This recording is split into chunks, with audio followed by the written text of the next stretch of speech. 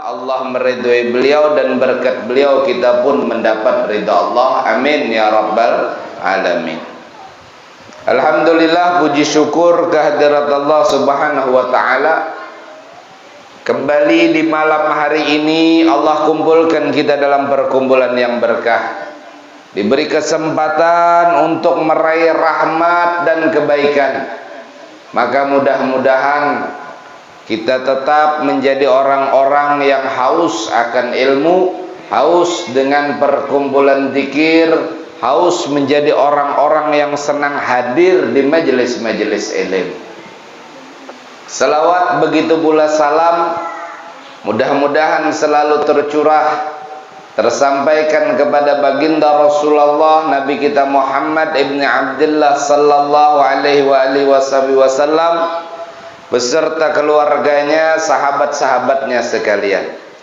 Hadirin hadirat yang dirahmati oleh Allah, adab-adab mandi apabila engkau junub, sama ada karena bermimpi atau jima, maka bawalah 1 ember air ke kamar mandi dan mulakan dengan membasuh kedua tanganmu 3 kali dan menanggalkan segala kotoran dari badanmu. Kemudian hendaklah engkau berwudu seperti wudu yang engkau buat untuk sembahyang beserta segala dengan doa-doanya. Jadi ada beberapa hal yang menyebabkan seseorang itu wajib mandi. Di antaranya keluar mani. Dengan cara apapun, bagaimanapun, mimpi atau sadar ataupun tidak, maka wajib kepada mandi. Yang kedua, karena sebab berhubungan suami istri. Lah kenapa dibedakan? Karena itu tadilah keluar mani tersendiri, berhubungan suami istri juga tersendiri. Begitu pula mewajibkan mandi apabila perempuan yang telah selesai daripada haid, perempuan yang selesai daripada nifas, perempuan yang melahirkan ataupun termasuk pula keguguran. Dan yang terakhir yang mewajibkan mandi itu adalah maut atau mati. Nah, ini wajib mandi bagi orang-orang yang masih hidup, wajib memandikan. Nah, jadi kalaunya sudah wajib mandi bagi kita, berarti kita berada dalam keadaan hadas besar namanya. Maka haram bagi seseorang yang berhadas besar, diantaranya adalah sholat. Makanya kalau pian mandi wajibnya tidak betul, maka pian sholat haram hukumnya. Haram bagi orang yang belum mandi wajib itu memegang Al-Quran, membawanya, membacanya, sholat, tawaf, itu haram semuanya bagi orang yang tidak mandi wajib, baik itu sebab karena keluar mani lain sebagainya, atau juga dilarang berada di dalam masjid. Nah, ini saking mulianya masjid lah. Jadi tidak boleh orang yang berhadas besar itu berada di masjid. Makanya ibu-ibu, kalaunya belum selesai haid, maka dilarang berada di dalam masjid, haram hukum. Makanya mengadakan kegiatan majelis ibu-ibu itu bagus dilanggar. Di aula seperti inilah, di tempat seperti ini. Kenapa? Karena tidak ada larangan bagi ibu-ibu. Karena ibu-ibu kadang sedang berhalangan, kadang bisa berhalangan. Tapi ya tidak sama nilainya dengan masjid lah, tidak sama. Karena satu-satunya bangunan yang dibangun semata-mata karena Allah, tujuannya Allah, ya masjid. Makanya pula ketika mandi wajib atau apapun itu, berwudu, inna man zakarallah inda wudu'ihi taharallahu jasadahu kullah. Wa man lam yadhkurillah lam yadhur minhu illa ma asabahul ma. Kata baginda Rasul sallallahu alaihi wasallam, barang siapa yang menyebut nama Allah Ta'ala ketika berwudu, maka Allah Ta'ala akan menyucikan semua jasadnya. Tetapi barang siapa yang tidak menyebut nama Allah ketika berwudu, maka tidak suci daripada jasadnya kecuali hanya anggota yang terkena air saja. Maka sama, mandi wajib jangan lepas juga dengan mengingat Allah. Karena inti daripada setiap ibadah itu adalah zikir. Inti daripada setiap ketaatan itu adalah mengingat Allah. Aqimis sholah li dzikri. Dirikanlah sholat, tujuannya apa? Mengingat kepada Allah. Fa idza qadaitum manasikakum fadhkurullah. Ini hampir musim haji lah. Apabila kalian telah selesai daripada ritual-ritual haji tadi, maka perbanyak menyebut nama Allah. Dikarenakan inti daripada setiap ibadah itu adalah zikir. Baca Quran, zikir. Baca salawat, zikir. Apalagi yang memang lantunan zikir, seperti tadilah kalimat la ilaha illallah. Majelis ilm, ya zikir. Tidak lepas daripada itu semua. Makanya ketika pian berwudu dan itu sambil mengingat Allah, maka Allah akan mensucikan seluruh jasad. Tetapi orang yang berwudu lupa kepada Allah, maka tidaklah menjadi suci kecuali yang terkena air saja.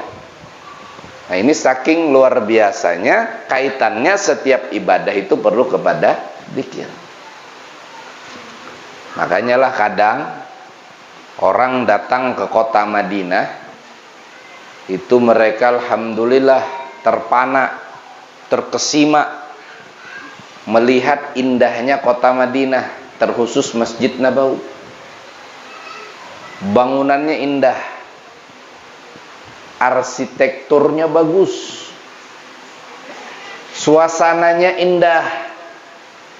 Berapa banyak di antara mereka yang sampai ke Masjid Nabawi, mereka terkesima akan itu semua. Namun kadang hal-hal yang seperti ini malah melewatkan daripada mengingat Allah, mengingat baginda Rasulullah.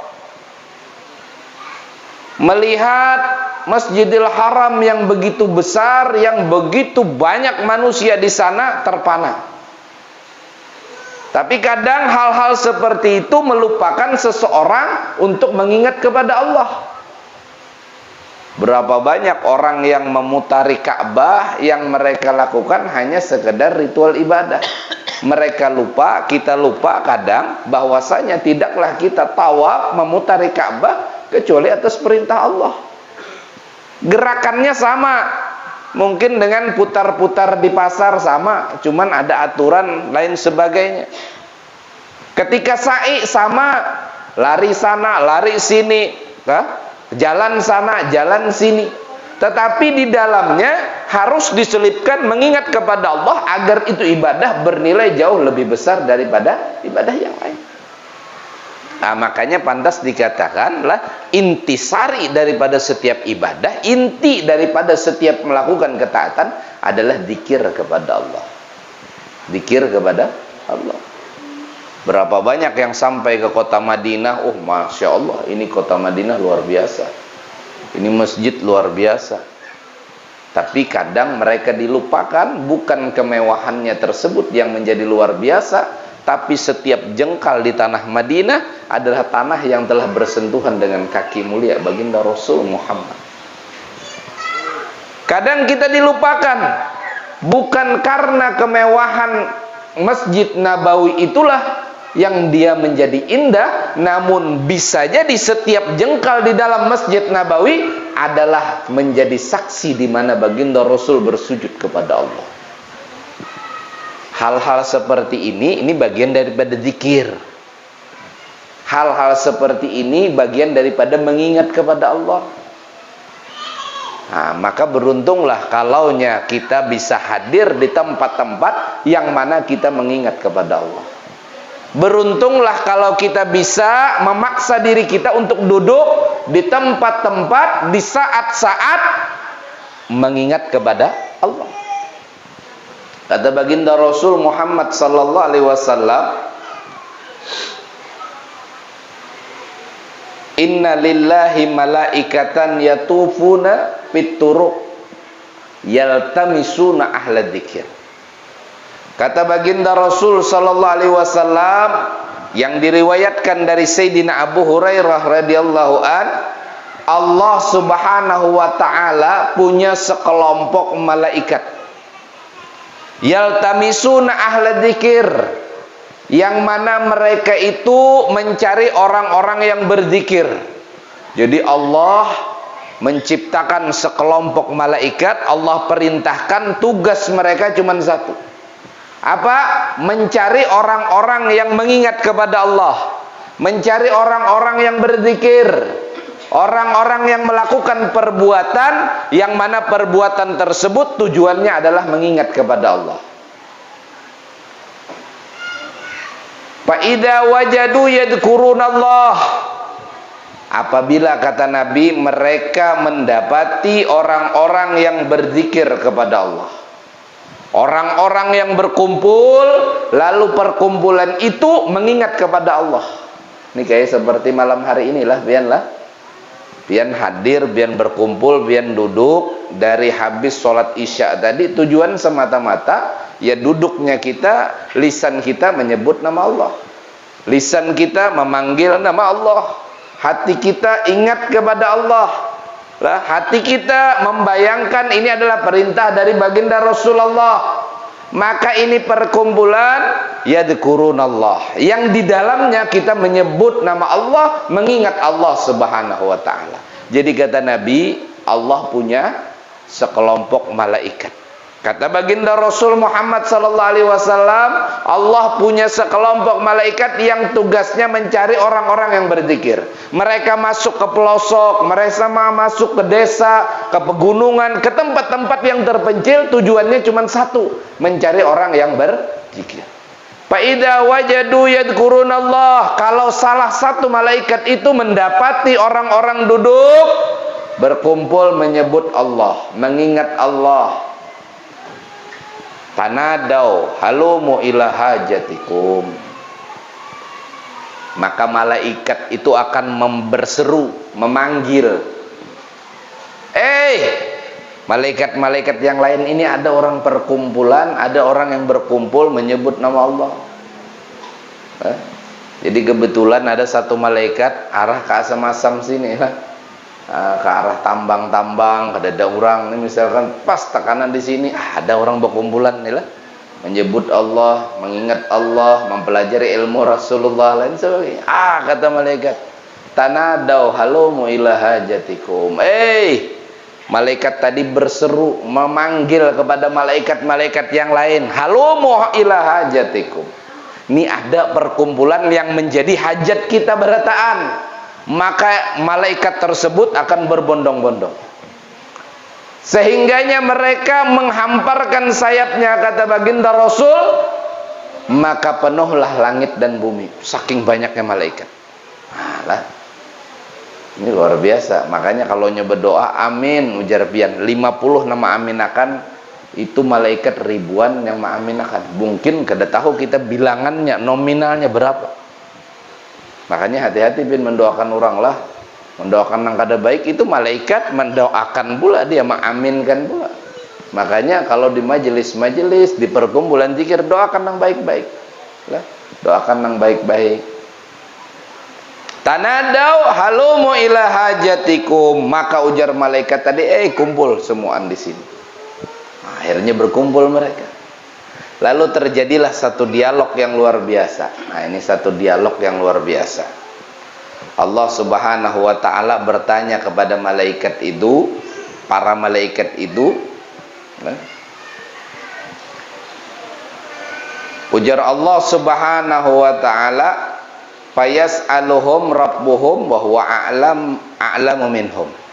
Kemudian Allah Subhanahu wa taala bertanya, kata Nabi, kepada sekelompok malaikat tadi, yang mana wa huwa a'lamu minhum, Allah itu maha tahu daripada pengetahuan mereka semua dari malaikat. Allah maha tahu, sebenarnya Allah tidak perlu bertanya. Namun ini agar menjadi pelajaran, agar menjadi dalil, agar menjadi pengingat untuk kita semua. Allah Subhanahu wa ta'ala bertanya. Ujar Allah apa kepada sekelompok malaikat tadi? Apa yang dikatakan hamba-hambaku yang kumpul itu apa? Jawab malaikat, mereka bertasbih kepada engkau. Nah, ini barusan kita bertasbih semua, subhanallah bihamdi, subhanallahil azim, astaghfirullah. Bertahmid, bertakbir, wa tamjidillah, apa? Mengagungkan Allah Subhanahu wa ta'ala. Lalu Allah bertanya, apakah mereka itu melihatku? Lapian kita melakukan ini semua apakah karena sebab kita telah melihat Allah? Kenapa kita berani ataupun yakin melakukan ini semua? Apakah kita sudah atau melihat Allah? Kata para malaikat, mereka mengagungkan engkau ya Allah, mereka bertakbir, memuji, mereka tidak pernah melihat. Bagaimana kalau mereka pernah melihatku, kata Allah? Maka pastilah, pasti akan bertambah lagi. Pian tuh kalau begawi yakin digaji orang, ya pasti rajin lah. Cuma namun kutub-kutupan kada yakin digaji kah atau terima kasih wara. Nah ini penamang uler lah. Kenapa kada yakin masih? Makanya ketika hakul yakin, sudah yakin, pasti akan bertambah tasbihnya, bertambah takbirnya, bertambah tahmid. Kemudian Allah bertanya lagi, apa yang mereka pinta dariku? Ini pian-pian berkumpul ini, apa yang dipinta dari Allah? Apa yang diharapkan dari Allah? Lalu ujar para malaikat, ya Allah, mereka meminta surgamu. Nah lah, pantas kita semua. Siapa yang kada hendak masuk surga lah? Siapa yang kada hendak dapat surga? Mereka semua ya Allah meminta surgamu. Lalu kata Allah, apakah mereka pernah melihat surga? Kenapa mau minta surga? Apakah pernah melihat surga? Betapa indahnya surga? Kada pernah. Bagaimana kalau mereka pernah melihat surga, kata Allah? Maka mereka akan bertambah lagi giatnya, ibadah lain sebagainya. Kenapa? Sudah melihat nih hasilnya. Ini sudah melihat, ini akan yang didapat, keindahan surga. Lalu Allah kembali bertanya, lalu apa yang mereka takutkan dariku? Nah, apa yang pian takuti? Apa yang pian berlindung kepada Allah? Mereka berlindung kepada engkau dari nerakamu ya Allah. Apakah mereka pernah melihat neraka, ujar Allah? Pernah pian melihat neraka? Kenapa pian hakun sembahyang lah, sembahyang juhur nang panas-panas tetap tulak ke masjid, tetap mengerjakan sembahyang walaupun panas, walaupun uyuh, sembahyang asar lain sebagainya. Kenapa? Karena takut neraka. Kenapa? Pernah melihat neraka? Pernah tahu betapa mengerikannya neraka? Dari kabar saja kita tidak pernah melihat, apalagi merasakan. Naudzubillah summa naudzubillah.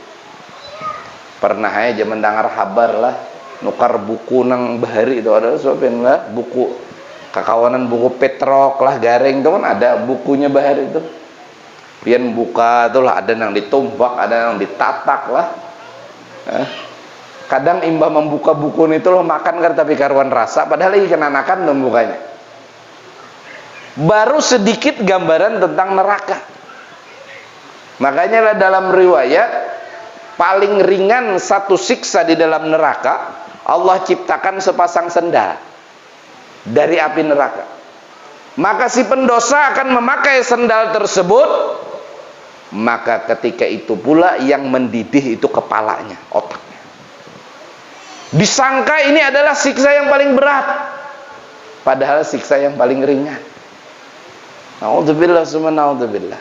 Kata Allah, apakah mereka pernah melihat neraka? Tidak ya Allah. Bagaimana kalau mereka melihat kepada neraka? Maka mereka akan bertambah ketakutan, kata malaikat. Mereka akan bertambah lari daripada neraka. Lalu Allah Subhanahu wa ta'ala berfirman, fayaqulu fa ushidukum anni qad ghafartu lahum. Ini kabar gembira gasen pian.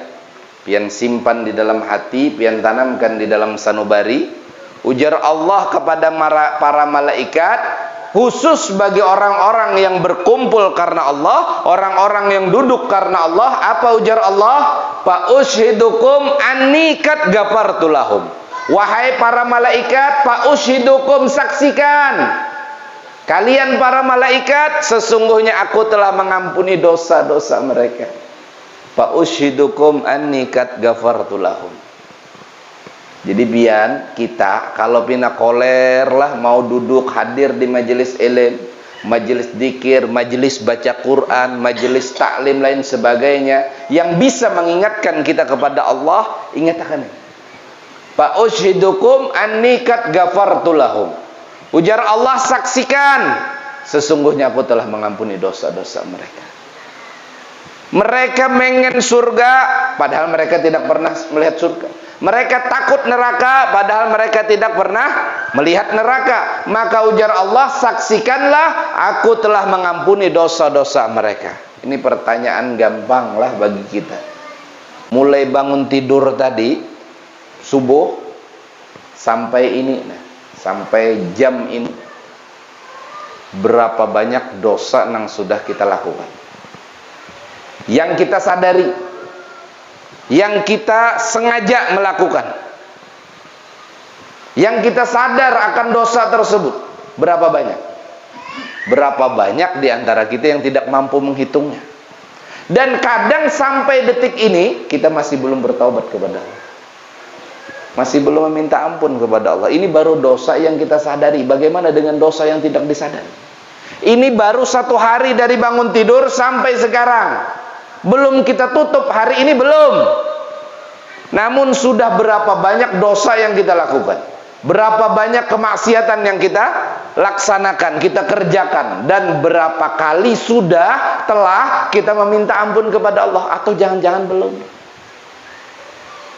Tapi ketika pian mau duduk di majelis seperti ini, majelis yasinan malam Jumat, malam tahlilan lah, pian duduk di sana di perkumpulan mengingat Allah, fa ushidukum anni qad ghafartu lahum, ujar Allah. Sesungguhnya aku telah mengampuni dosa-dosa mereka. Saksikan. Nah, ini alhamdulillah lah. Makanya datang dengan dosa, pulang dengan ampunan. Datang dengan banyaknya maksiat, maka pulang terhapuskan segala salah dan dosa. Fa ushidukum anni qad ghafartu lahum. Ini pian tanamkan dalam hati pian. Kita tanamkan dalam hati kita lah, berapa banyak dosa kita, berapa banyak kesalahan kita, tapi berkat kita duduk di perkumpulan yang mengingat kepada Allah, Allah ampuni dosa kita. Lalu kata salah satu malaikat bertanya, qala yaqulu malakun minal malaikah. Lalu kemudian salah satu malaikat bertanya kepada Allah, fihim fulanun laisa minhum innama jaa lihajatin. Ya Allah,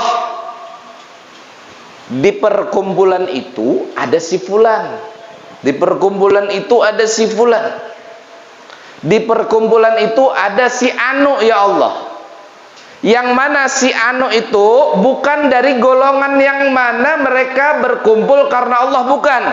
Tapi si fulan itu, orang itu punya satu hajat, hadir ke sana karena ada hajat, hadirnya karena satu keinginan. Nah, bagaimana ya Allah si fulan ada hadir di sana? Ujar Allah, humul julasa la yashqa bihim jalisuhum. Ujar Allah subhanahu wa ta'ala, mereka adalah suatu kaum yang majelis mereka tidak ada kesengsaraan bagi temannya. Artinya tidaklah terzolimi salah satu tadi. Kalaunya semuanya dapat berkah, maka tanpa dikecualikan si fulan itu pun juga dapat berkah.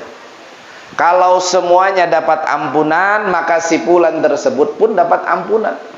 Kata malaikat itu bertanya, ya Allah, di perkumpulan itu, di majelis seperti ini ada si fulan. Siapa si fulan ini? Dia hadir karena satu hajat, bukan karena Allah. Apa hajatnya? Menagih hutang. Menagih hutang. Kebetulan nang bahutang tulak ke majelis. Tunti aja dah sudah ke majelis. Nah lah, timbang-timbang kada bayar gini hutang, jaga di muka majelis. Nah duduk juga lah. Artinya apa? Dia hadir karena satu hajat. Dia hadir karena punya hajat. Bagaimana ya Allah? Ujar Allah, perkumpulan mereka tidak membuat satu orang tadi tidak mendapatkan pula keberkahan. Artinya apa? Semuanya dapat, walau niatnya bukan karena Allah. Nah ini untunglah. Makanya ibu-ibu walau sedang haid tetap berangkat. Kalau bisa duduk nang jauh-jauh ya duduk. Karena kau masuk ke dalam masjid, barang aja dibuncu manalah di luar masjid. Kenapa? Fa ushidukum anni qad ghafartulah. Saksikan, ujar Allah, aku telah mengampuni dosa-dosa mereka. Nah ini alhamdulillah lah. Ini berkahnya luar biasa. Kalaunya ampunan ini kadang kada terlalu berminat. Coba kalaunya kabul hajat je berminat je lah. Karena ulun banyak hajat nih, hajat, hutang lain sebagainya. Ini pian salah paham. Pian berisi hajat. Kenapa hajat pian lambat terkabul? Karena banyaknya dosa kesalahan yang kita lakukan kepada Allah. Banyaknya maksiat, perbuatan dosa yang kita kerjakan. Tetapi ketika seseorang dalam ampunan Allah, maka hajat pun dalam kemudahan. Maka hajat pun dalam keterkabulan. Nah ini kadang yang salah kita pahami. Kadang cuman hendak hajat aja lah, rizki, luas, lain sebagainya. Padahal kita lupa, ada yang lebih penting apa? Ampunan Allah. Bahkan seorang baginda Rasul, kekasih Allah, panutan kita yang tidak akan berdosa, tidak akan melakukan dosa. Bahkan kalau beliau berdosa, Allah akan mengampuni dosanya yang terdahulu atau yang akan datang. Itu Nabi kita Muhammad. Tapi beliau tidak lepas daripada memohon ampun kepada Allah, beristighfar, memohon ampun. Bayangkan ketika kita hadir, kita duduk, kita berangkat ke tempat-tempat, di situ mengingat kepada Allah, perkumpulan itu mendapat persaksian, mendapat kabar gembira bahwasanya dosa mereka diampuni oleh Allah Subhanahu wa taala. Nah, maka dari itu apapun ibadahnya jangan lepas daripada ingat kepada Allah.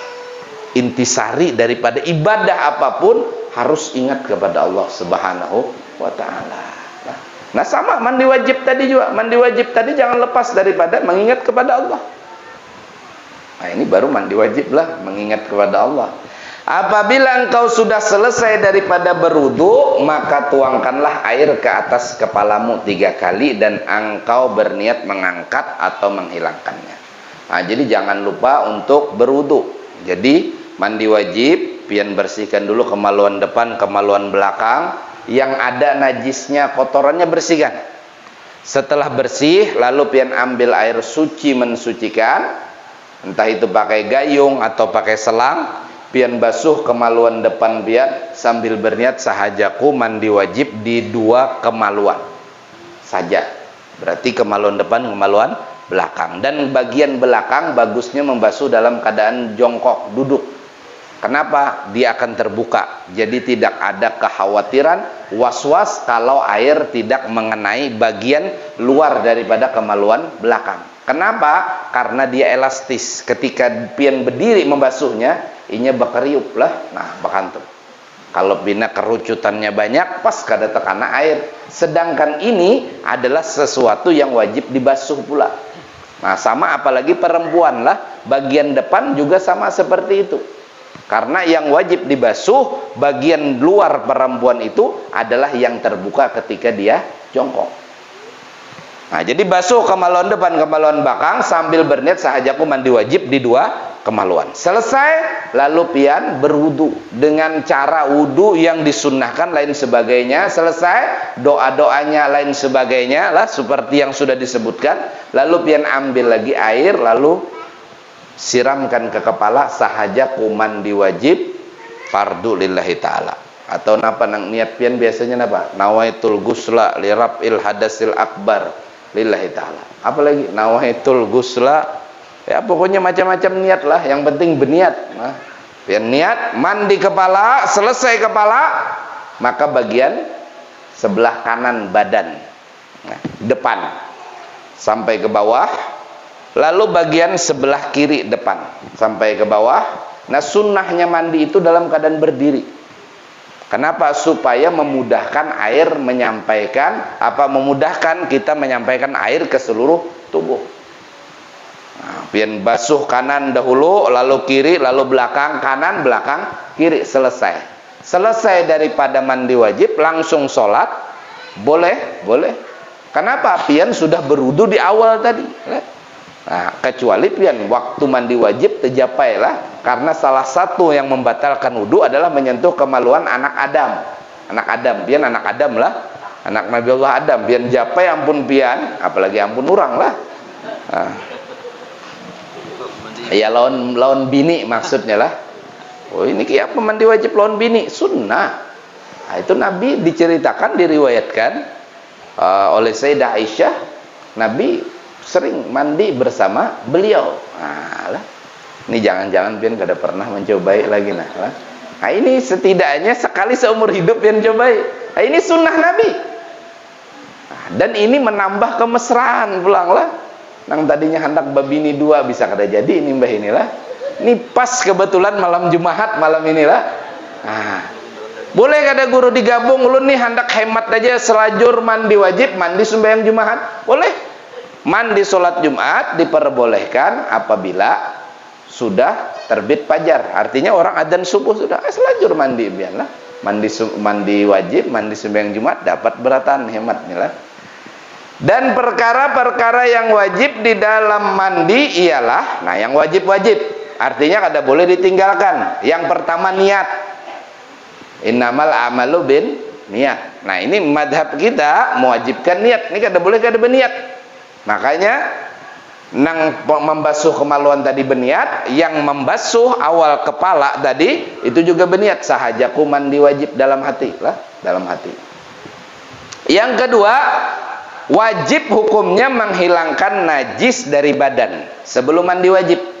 Najis kan gak ada perlu dijelaskan lagi lah, panjang lebar tahu najis sudah. Najis mughaladhah, muhaffafah, mutawassithah. Najis mughaladhah berasal dari anjing babi, liurnya, ludahnya, darahnya, apapun itu berasal dari anjing babi, apalagi kotorannya, maka najis mughaladhah.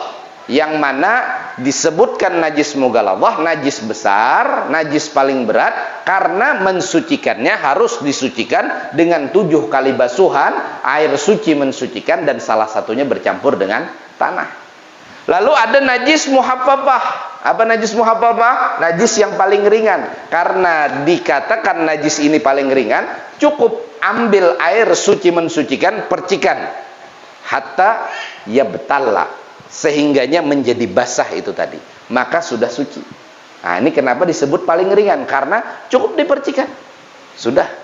Dari mana najis itu? Berasal daripada kencing anak laki-laki yang belum genap umur 2 tahun, yang belum makan apapun kecuali air susu ibunya. Anak bayi laki-laki belum genap umur 2 tahun yang tidak makan apapun kecuali air susu ibunya. Ulun gure bisi anak lalakian. Betul berarti. 2 tahun apa belum? Belum. Tapi makan pentol, cendol lewat. Nah, ini kada boleh ini. Hatta ini kada kau dipercik-percikakan. Kenapa? Cendol dan kawan-kawan masuk sudah. Dan harat lagi hantuman lah. Pentol tuh kadang 5 biji. Ini ngarannya orang tua sudah. Walaupun belum umur 2 tahun. Atau ulun ada bisi anak gure, kada makan kecuali air susu ibunya. Dan inya belum 2 tahun. Cuman babinian. Nah, ini kada mau juga, harus dicuci. Kenapa? Ini dikeluarkan daripada najis muhaffafah. Nah, tapi kalau najis muhaffafah tadi, maka cukup ambil air, percikan. Nah, percikan, selesai, suci sudah. Nah, lalu mutawassithah selain daripada 2 tadi, kotoran hewan, kotoran pian, kotoran ini dan itu, maka najis mutawassithah yang keluar dari kemaluan depan, kemaluan belakang kita, maka itu najis mutawassithah. Nah, najis-najis tadi kalau ada di badan sebelum mandi wajib dibersihkan. Nah, wajib dibersihkan. Makanya bersihkan dulu kemaluan depan, kemaluan belakang, baru berniat mandi tadi. Nah, setelah bersih, dan diantara yang wajib lagi meratakan air ke seluruh anggota badan. Meratakan, artinya bukan harus. Maksudnya itu air membasahi ke seluruh anggota badan. Tidak ada satu jengkal pun, kalau jengkal kan segilan lah, tidak ada satu jari pun atau sedikit pun daripada anggota tubuh yang masih menempel lah, muttasil. Kalau sudah munfasil, berpisah, nah itu kada perlu lagi di mandi wajibi. Pas hendak mandi wajib terpacul tangan sebilah misalnya, cuman jangan pian bayangkan inilah. Wah, ini harus dibawa mandi wajib apa ada tangan sebilah ini misalkan lah. Naudzubillah semua naudzubillah lah ada betangan. Bagaimana rambut misalkan, rambut kuku lah. Rambut terpacul. Apakah harus dibawa mandi wajib? Maka sesuatu yang sudah munfasil berpisah, maka itu adalah kotoran. Tidak wajib lagi biar memandi wajibi. Nang beingkut lawan awak pian aja masih nang menyatu. Lah, jadi kalau yang terpisah tadi ya kada perlu. Nah, jadi pian mandi wajib hukumnya meratakan air ke seluruh anggota tubuh. Nah, makanya orang yang punya penghalang sehingganya air tidak sampai ke anggota tubuhnya, maka tidak sah mandi wajib. Siapa perempuan yang pakai kutek apa cap lah, maka tidak sah mandi wajib perempuan tersebut karena sebab di anggota tubuhnya ada hal yang mencegah sampainya air, sedangkan menyampaikan air hukumnya wajib. Ketika kewajiban di dalam mandi wajib tidak dikerjakan, maka tidak sah mandi wajibnya. Kalau tidak sah mandi wajibnya, maka haram orang tersebut melakukan sholat, haram orang tersebut masuk ke dalam masjid. Nah, inilah rentetannya panjang akhirnya. Makanya kalau ada satu hal yang mencegah air sampai ke anggota tubuh kita, maka tidak sah mandi wajib tersebut. Tapi kalau besemer itu kada lah semer. Nah, semer kan kuning lah, abang, hijau lah. Apalagi ibu-ibu. Cuman kalau ibu-ibu ada tambahan kewajiban. Pian hendak besemer izin dulu laki. Nah, kenapa? Rambut pian itu milik suami pian. Nah, dari ujung kepala sampai ujung kaki itu milik siapa? Milik suami pian. Nah, jadi harus beizin. Ulun hendak habang abahnya yang ulun hendak habang kuning, hijau, terserah. Ujar nang laki, oke. Nah, ini nang gawe. Tapi ujar suami pian jangan umanya ikam bilanya habang kuning, hijau itu rambut kayak pelangi di langit yang mendung. Kenapa? Awak hirang. Awak hirang. Pelangi di langit yang mendung, ya Allah. Kalau cerah kan bagus juga ini lah. Misalkan. Nah. Tetapi kalau semer bagaimana? Semer tidak menghalangi itu tadi. Kecuali semernya menutup bilahan rambut seperti cat. Nah, maka harus apalagi kalau misalkan cuman ini pengantin hanyar lah biasanya kan itu pengantin make upnya tuh water resistant lah. Kayak jam tangan anti air. Pernah kalian lihatlah pohon pengantin itu? Wah, apalagi kalau pengantinan itu sampai malam. Sampai malam lah pengantinannya itu. Pas malam pertama ulang lah. Nah, ini kadang make upnya itu disapu pakai banyu itu kada luntur. Pas malam pertama subuh harus mandi wajib. Sedangkan ini masih belum luntur lah. Bagaimana? Nah, ini harus dibersihkan dulu. Kenapa? Karena bagian wajah adalah bagian tubuh. Maka wajib air harus sampai ke bagian seluruh tubuh. Kada boleh tersisa. Makanya harus diperhatikan lah itu perempuan-perempuan yang pakai make up tebal lah. Ya pian tahu aja sendiri antara tebal lawan tipis itu kayak apa ya, bubuhan bebinian yang paham lah, kita kada tahu. Nah, pokoknya bilanya banyak dampulannya lah. Nah, itu tebal berarti. Dari mana tahu tebal? Pian jalankan kuku pian nih, seret lah di sini, bilanya hibak di sini. Nah, iya tuh tebal dong ngarannya. Ini hibak putih, kuning, hijau lah, lain habang di sini. Dari mana tahu tebal? Digini kan? Oh, hibak di sini. Kalau hirang tuh ada tebal, daki lah. Nah, itu ada masalah kalau daki. Nah, itu meratakan air ke seluruh anggota badan. Dan perkara yang wajib di dalam wudu itu niat. Membasuh muka sekali. Kalau membasuh muka 3 kali, 2, 3 itu sunnah. Sedangkan membasuh kedua tangan sampai kedua siku juga sekali, itu juga wajib. Tapi yang 2, 3 sunnah. Menyapu sebagian dari kepala sekali itu hukumnya wajib. Menyapu seluruh kepala maka jadi sunnah hukumnya, karena yang wajib sudah terpenuhi. Membasuh kedua kaki sampai ke mata kaki sekali itu hukumnya wajib. Yang kedua, yang ketiga itu hukumnya sunnah. Dan yang lain daripada itu hukumnya adalah sunnah, kata Imam Ghazali, muakkadah, yang sangat-sangat dianjurkan. Dan kelebihannya sangat banyak. Dan pahalanya sangat besar, dan orang yang tidak mengambil perhatian, nah ini yang maksudnya nasihat si beliau. Orang yang tidak mengambil perhatian, kada perhatian lawan sunnah-sunnah, itu adalah orang yang rugi. Umur kita adalah modal kita. Umur kita adalah modal kita. Ini semalam, minggu semalam lah ulang tahun. Nah, ujar ulang tahun, bukannya bertambah umur, kada itu berkurang umur lah. Pian tahu es batu, ya Allah lah, es batu. Es batu itu bilanya sudah keluar daripada kulkas, dipakai kada dipakai habis. Pian ulah es setrop dipakai ngaran, pian ulah teh es dipakai, pian gana akan aja tetap habis. Nah itu umur. Artinya pian pakai kada pakai umur ya tetap habis. Ulun gurih koler bana ibadah hendak guring aja. Pokoknya mulai sungsung sampai kemarin guring aja. Ulun alhamdulillah kada ada berdosa, kada makon maksiat, maka umur pian tetap habis. Pian pakai, kada pian pakai, umur tadi akan tetap lewat. Waktu kita akan terus berjalan. Maka beruntung orang yang menggunakan umurnya dalam ketaatan. Maka rugi orang yang menggunakan umurnya dalam kemaksiatan. Kenapa? Umur tadi sehari demi sehari itu kada kau ditahan. Kalau ulun kina aja nah umur 38, karena ulun ketujuh bana di 37 ini misalkan lah. Kada mau tetap seperti itu terus. Ulun hendak hari Senayan terus nah, hendak hari Senayan. Kenapa? Ulun kadang 7 hari Selasa aja misalkan. Kada kawa kalau memang hari ini hari Senin, ya besok pasti Selasa. Biar hujan gak panas gak. Nah itu umur. Seperti es batu tadi, dipakai kada dipakai tetap jalan. Nah makanya kata Imam Ghazali, umurmu modalmu. Dan dengan modal itu kita mendekat kepada Allah. Artinya kita semua punya modal. Apa modalnya? Umur, waktu kita. Kalau kita gunakan dalam kebaikan, mau tulak majelis, mau duduk di majelis, artinya umur tadi bercatatan di sisi Allah ini melakukan kebaikan. Tapi ketika pian umur pian gunakan kemaksiatan, maka umur tersebut pun akan menjadi pertanggungjawaban. Umurmu modalmu.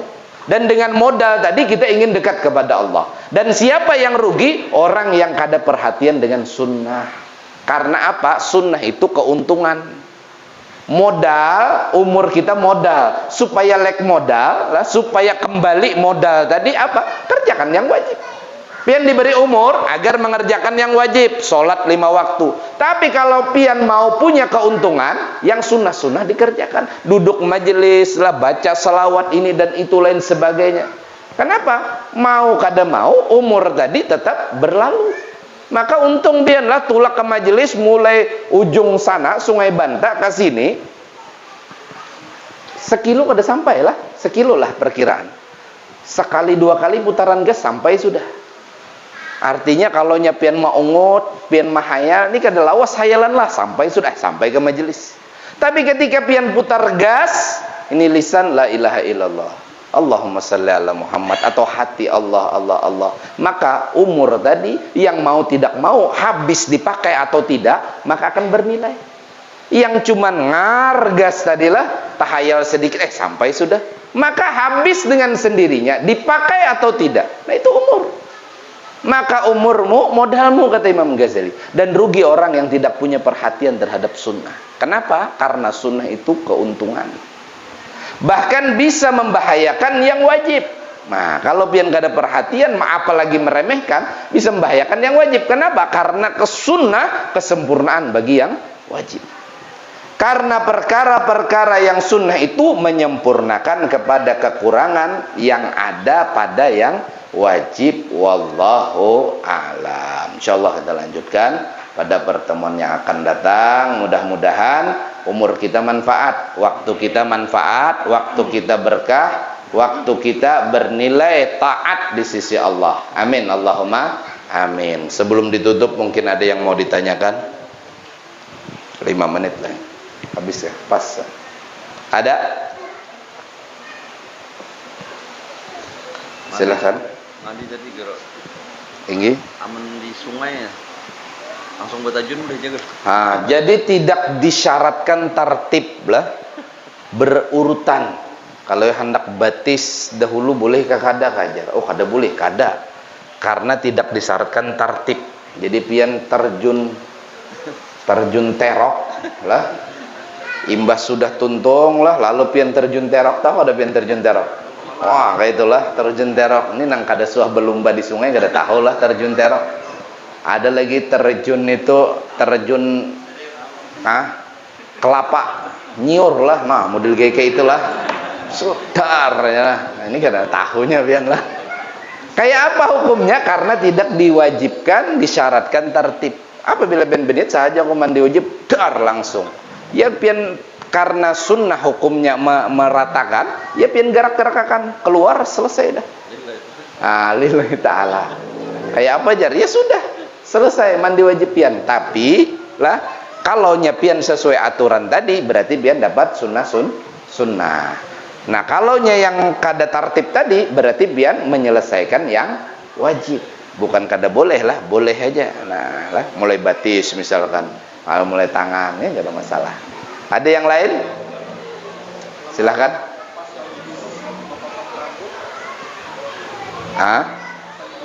Pas dalam keadaan junub potong rambut. Ya tetap rambut tadi kada perlu pian bawa, pian bungkus dalam kantongan. Tukang gunting, ini rambutku nang mana aja. Anu aja tukang gunting, sama berataan rambut hilang. Baru bakarung-karung pian membawa lah.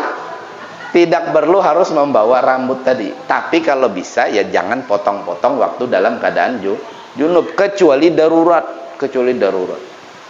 Tapi ketika seseorang anggota tubuhnya terlepas dari tubuhnya, maka itu bukan anggota tubuh lagi, tetapi kotoran seperti rambut, kuku, lain sebagainya lah. Nang repot inilah, coba pian pikirkan lah. Ini coba pikirkan aja lah, jangan dibayangkan. Pas dalam keadaan junub, sakit parut. Ini pian bayangkan lah. Apakah harus diputiki pulang lah? Nah, jadi tidak seperti itu lah. Jadi tidak. Cuman kalau bisa ya jangan potong rambut, agar seluruh anggota tubuh kita tadi bisa mandi wajib. Nah, ada yang lain? Habis. Ibu-ibu, silahkan.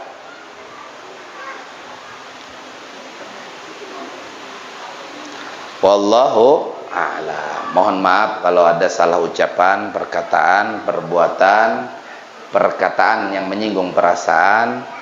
Mudah-mudahan kita berniat sama-sama kembali berkumpul pada pertemuan yang akan datang dalam keadaan bertambah keimanan, bertambah ketakwaan, bertambah kebaikan, dan mudah melakukan segala apa yang diperintahkan dalam amalan. Ala hadhihi niyyah biniyatin salihah wa ila hadratin Nabi Muhammadin sallallahu alaihi wasallam. Al-Fatihah.